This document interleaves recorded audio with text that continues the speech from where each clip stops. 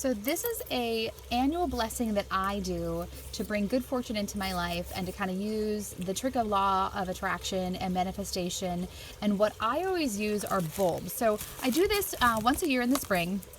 And I do this just usually before Easter.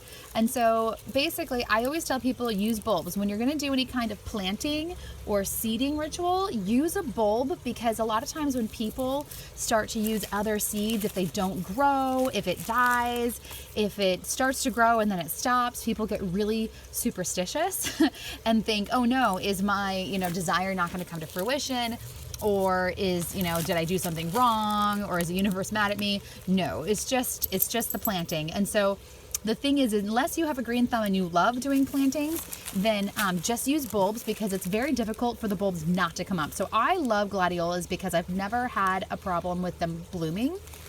And so that works really well in my area. Now, if you're after the last frost, you can do this outside, where you basically just plant it, you dig a hole in the ground, and you just make sure it's basically level with the earth.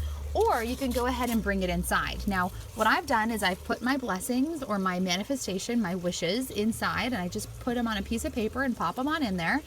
And then I take my bulb, and I'm just using soil from my own garden. So we're here in my garden right now. And I'm just going to use the soil in my garden, because ultimately this plant is going to come back out into my garden. So I want it to be accustomed to the soil that's already here. So another way that you can do this is if you want them to just be inside, you can use like a indoor planting soil or whatnot. But I'm okay with putting these outside. So then you're just going to pop in your bulb. Make sure it's filled with dirt and not a bunch of extra muck. And then the key, now you can do this whether you're religious or not. So if you're doing this as like an Easter ceremony with your family, absolutely. You can also do this just as law of attraction and manifestation. The idea though is you're going to feel the feelings of this coming to fruition. So you're going to just kind of ground yourself with the earth, and then just imagine yourself connecting like an antenna through the entire planet, energy coming through your body.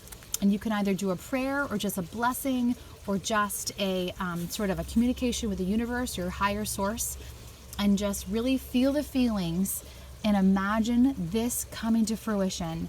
What would it feel like for your goals, your ambitions, your wishes, your desires to be fulfilled? And then just give yourself a moment until you really feel what it would feel like having that come true for you.